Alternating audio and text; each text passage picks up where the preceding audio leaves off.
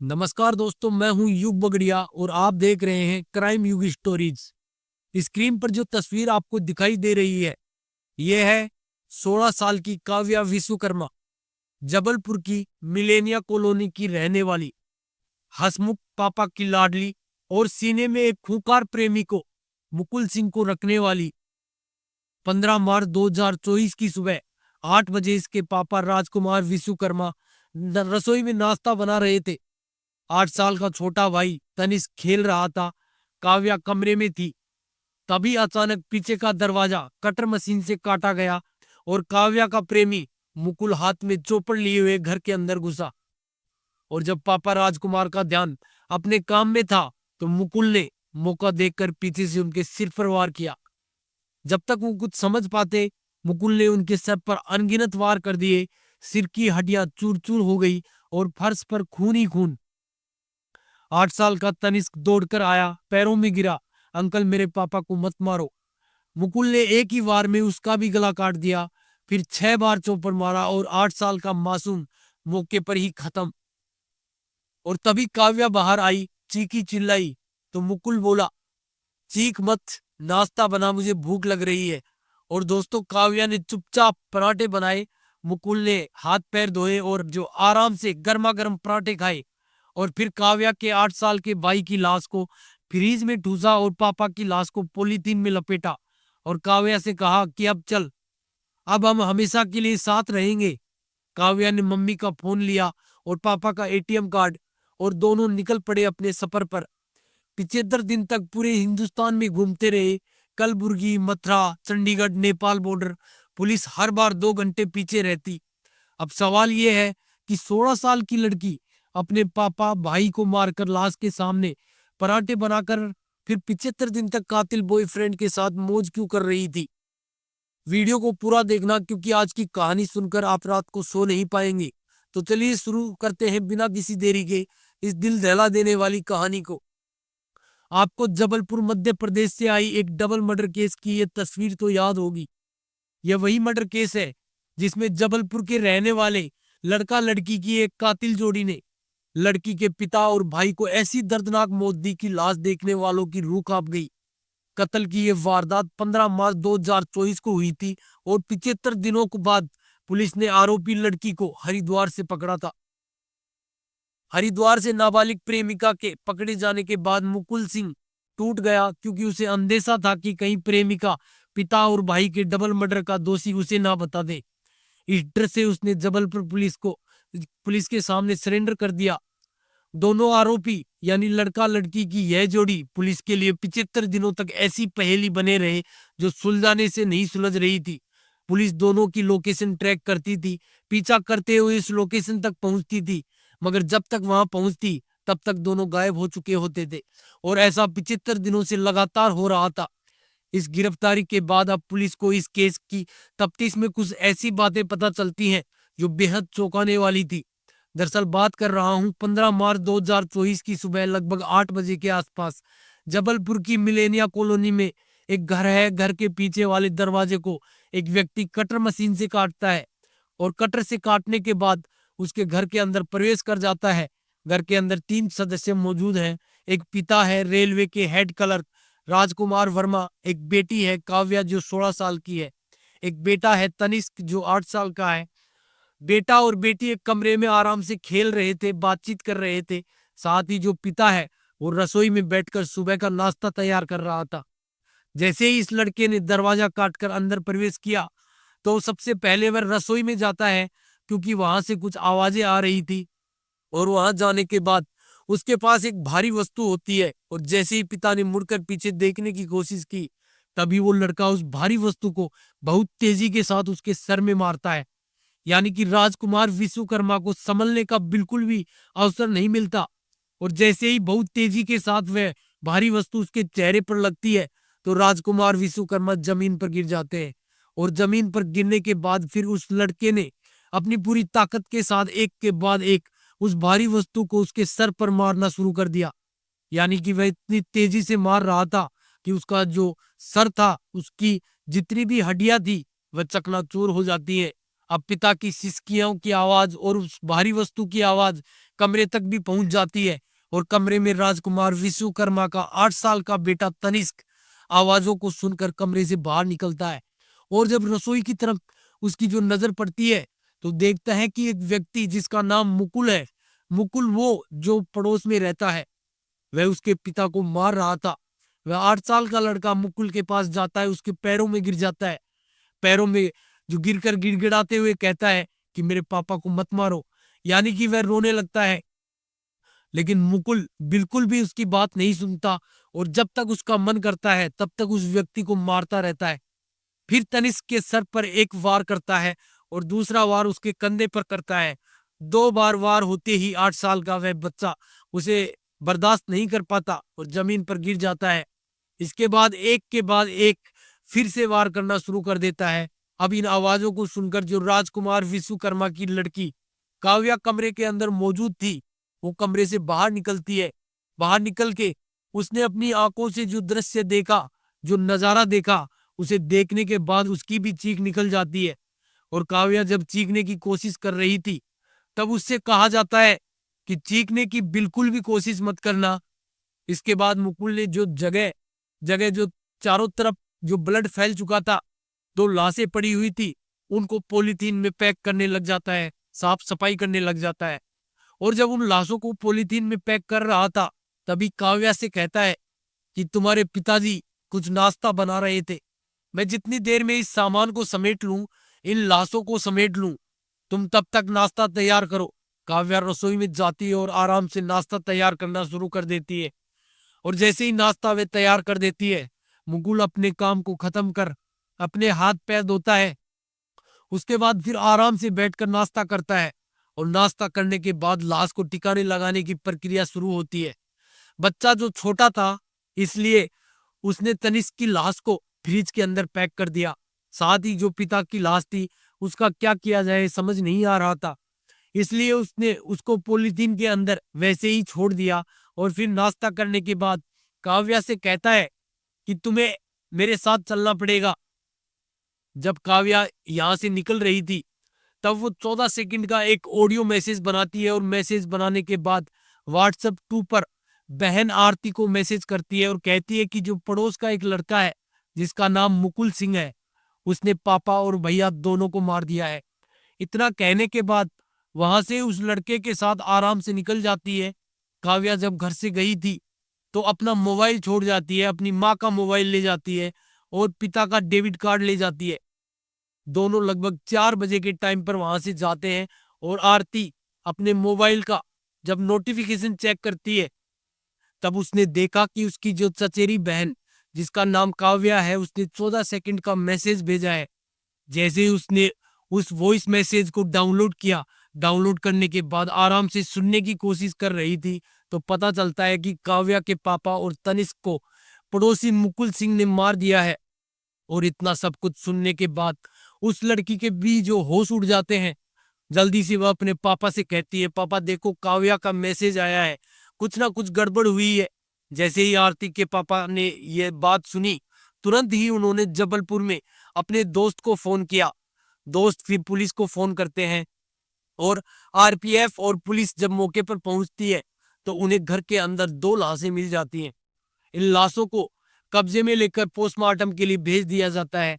तभी आसपास के लोग भी जमा होते हैं और वो पुलिस को कहते हैं कि इस घर में 3 लोग थे, इनकी बेटी काव्या कहीं नजर नहीं आ रही, आखिरकार इस घर की बेटी कहाँ है। तभी पुलिस भी पूछती है कि काव्या की माँ कहाँ है। तब पता चलता है कि मई 2023 में राजकुमार विश्वकर्मा, उसकी पत्नी और उनकी जो बेटी और बेटा कुछ रिश्तेदारों के साथ वैष्णो देवी में जो दर्शन करने के लिए गए थे। उसकी माँ का नाम भी जो आरती ही था। आरती की अचानक से वहां पर तबीयत खराब हो जाती है और तबीयत इस कदर खराब होती है कि आरती की वहीं पर मौत हो जाती है। अब घर में 4 सदस्यों में से 3 मर चुके हैं, यानी कि पत्नी मर चुकी है, बाप और बेटा मर चुका है, काव्या काव्या कहीं गायब है। अब बेटी को लेकर रिश्तेदारों और आस पड़ोस वालों में जो चिंता की भावना होती है जो बढ़ने लगती है और वो कहाँ है, किस किस हाल में है।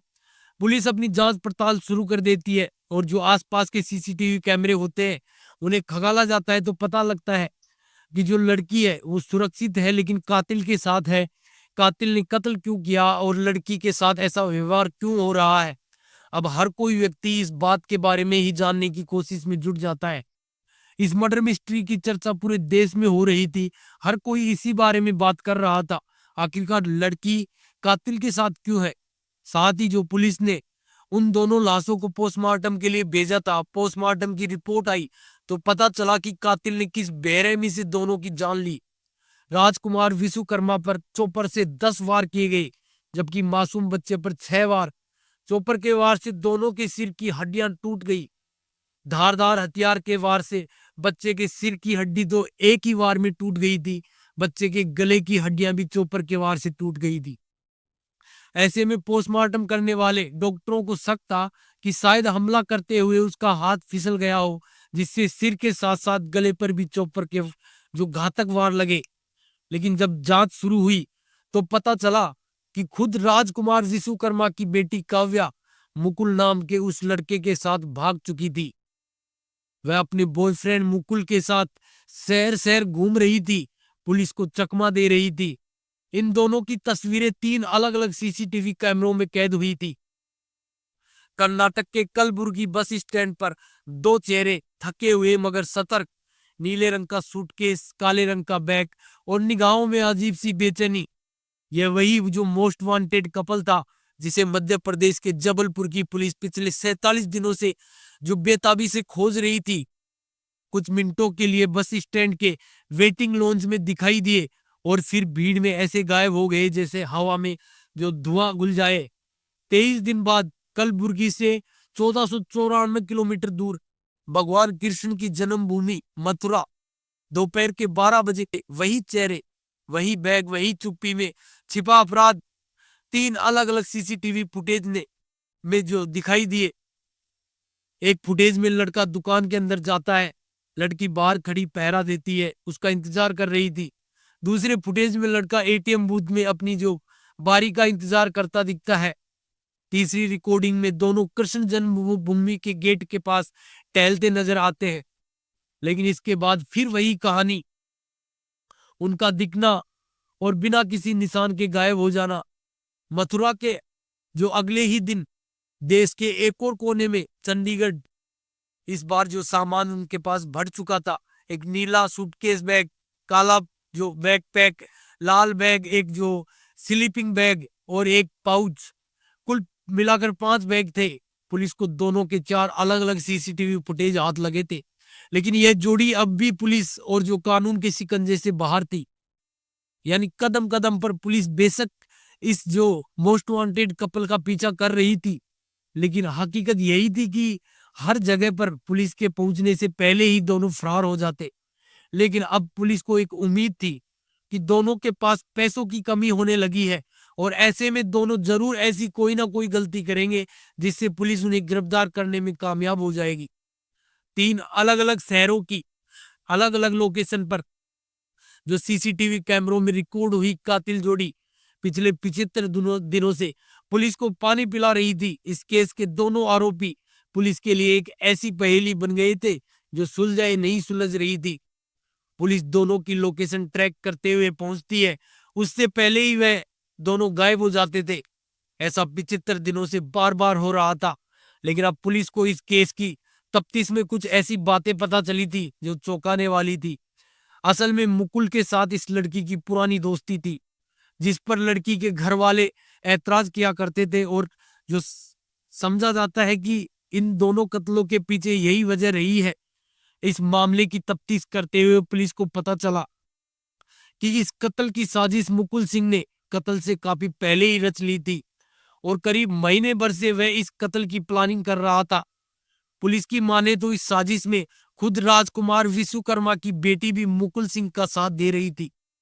मुकुल ने करीब महीने भर पहले से ही कत्ल के लिए हथियार और दूसरा साजो सामान खरीदना शुरू कर दिया था, लेकिन वह इतना शातिर था कि उसने यह सामान किसी लोकल स्टोर से नहीं बल्कि ऑनलाइन खरीदा, ताकि मैन टू मैन कॉन्टैक्ट न के बराबर हो और उसे ट्रेस करना मुश्किल हो जाए। इस कातिल जोड़ी ने सबसे पहले 2 चॉपर खरीदे और इनकी डिलीवरी के लिए अपने जो घर का पता देने की जगह रेलवे स्टेशन के नजदीकी एक मकान का पता दिया। इसके बाद डिलीवरी बॉय से कांटेक्ट कर चॉपर कलेक्ट कर लिया। इन चॉपर को जो मुकुल ने अपने घर में नहीं बल्कि अपने घर के जो गैराज में छिपा दिया। इसी तरह मुकुल ने गैस कटर और हैंड ग्लव्स जैसी चीजें भी ऑनलाइन खरीदी थी, जिनका इस्तेमाल उसने कत्ल करने और सबूत मिटाने के लिए किया था। कई महीनों की प्लानिंग के बाद 15 मार्च की सुबह 8 बजे के आसपास आरोपी मुकुल सिंह ने अपनी प्रेमिका के साथ मिलकर उनकी हत्या कर दी। इसी बीच प्रेमिका का 8 साल का भाई तनिष्क अपने पिता को बचाने के लिए आया तो मुकुल ने धारदार हथियार के प्रहार से उसकी भी हत्या कर दी।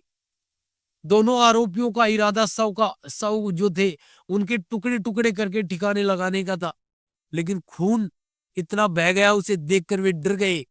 कत्ल के बाद उन्होंने दोनों शवों को पॉलीथीन में पैक किया, भाई के शव को फ्रिज के अंदर रख दिया। आरोपियों ने घटना के बाद खून साफ किया, घर में अगरबत्ती लगा दी ताकि शव की बदबू आसपास ना फैले। जांच में पता चला कि आरोपी मुकुल सिंह के 2 बैंक अकाउंट है, लेकिन उनमें ज्यादा पैसे नहीं थे। पर राजकुमार विश्वकर्मा की बेटी अपने पिता का डेबिट कार्ड और माँ के जेवर लेकर निकली थी।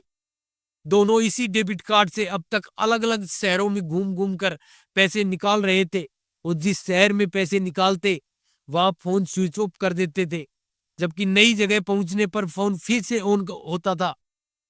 पहले तो पुलिस ने उन्हें ट्रैक करने के लिए उनके बैंक खातों को खुला रहने दिया, लेकिन जब उन बैंक खातों में जमा पैसे भी खत्म हो गए तो पुलिस ने वह अकाउंट फ्रीज करवा दिए।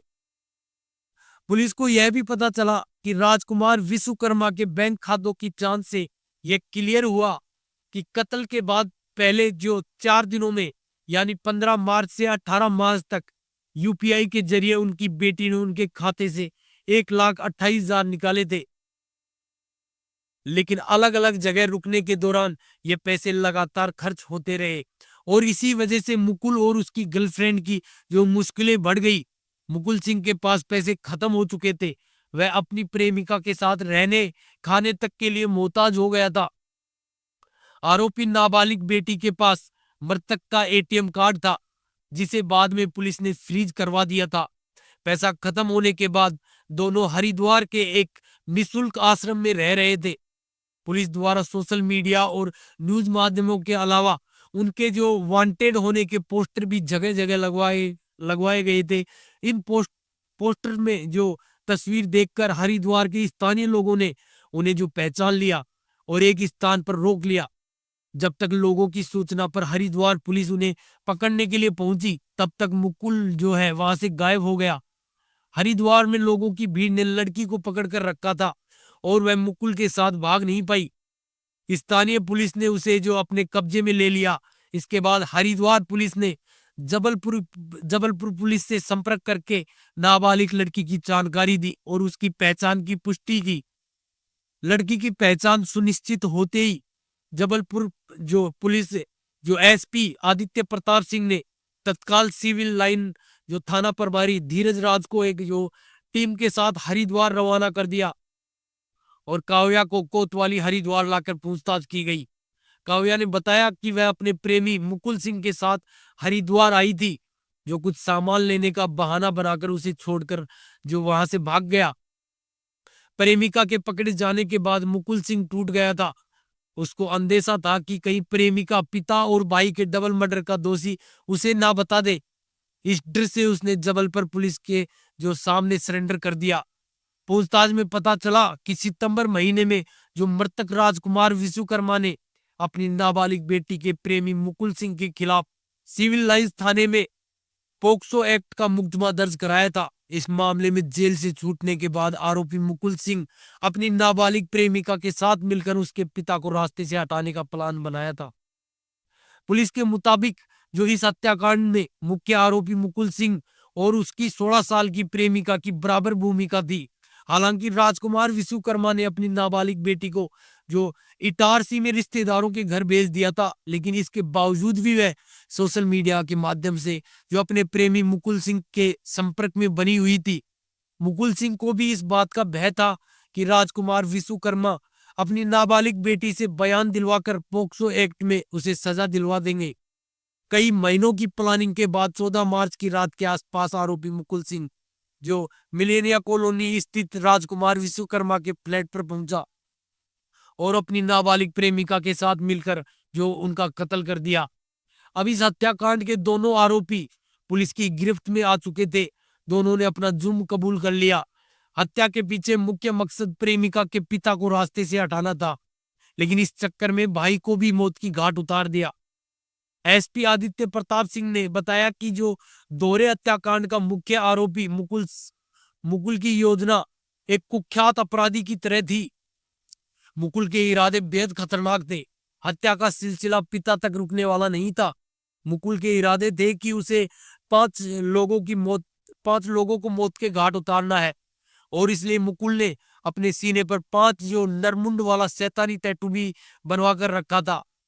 अब इन सब के पीछे बड़ी वजह यह थी कि मुकुल के खिलाफ नाबालिग लड़की के पिता ने जो रेप के मामले में जेल में पहुंचा दिया था, इसलिए जो मुकुल के सीने में बदले की जो आग जल रही थी, मुकुल ने जेल से छूटने के बाद 5 लोगों को मौत के घाट उतारने की योजना बनाई, जिसमें पहला नंबर प्रेमिका के पिता था और दूसरा जो नंबर प्रेमिका की के रिश्तेदार महिला थी जो प्रेमिका से बातचीत करने के लिए उसे रोकती थी। तीसरा एक पड़ोसी था जो अक्सर मुकुल को उसकी हरकतों के लिए टोकता था। चौथा एक महिला ईसाई थी जिसने जो रेप के मामले पर जांच की थी, और पांचवा आखिरी नंबर खुद प्रेमिका का था। मुकुल को डर था कि प्रेमिका भी उसके खिलाफ रेप के मामले में बयान दे है। इस कहानी को सुनाने के बाद इतना ही कह सकता हूं कि ऐसी औलाद ऊपर वाला किसी को ना दे। ऐसी औलाद होने से अच्छा बे औलाद रहना ठीक है। प्यार अंधा होता है, पर इतना अंधा मत बनो कि अपनों का खून हो जाए। अब आप बताओ, क्या काव्या को भी उतनी ही सजा मिलनी चाहिए जितनी मुकुल को, या 16 साल की उम्र में वो बहक गई थी?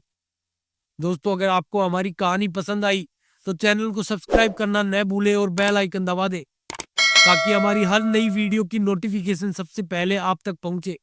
इस वीडियो को अपने दोस्तों और परिवार के साथ शेयर करें ताकि जागरूकता फैले। हमारा मकसद सिर्फ कहानी सुनाना नहीं, बल्कि आपको सतर्क और जागरूक करना है। अगर आपके पास कोई ऐसी कहानी है जो आप हमें बताना चाहते हैं तो कमेंट बॉक्स में लिखे। मिलते हैं अगली वीडियो में एक नई कहानी के साथ। जय हिंद, जय भारत।